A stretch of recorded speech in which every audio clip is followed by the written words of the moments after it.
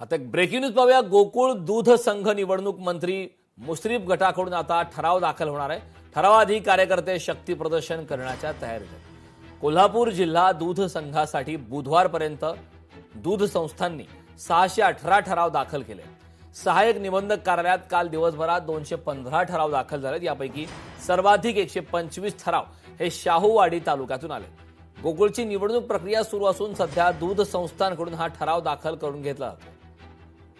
मंत्री मुश्रीफ गटाकडून या संदर्भातला ठराव दाखल होणार आहे। ठरावाआधी कार्यकर्ते शक्ती प्रदर्शन करण्याच्या सुद्धा तयारीत आहेत। महत्त्वाची अपडेट आहे।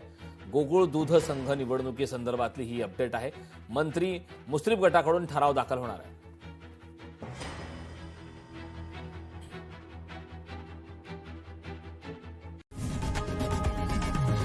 लोकशाही मराठी ऐका, पहा, जागरूक रहा।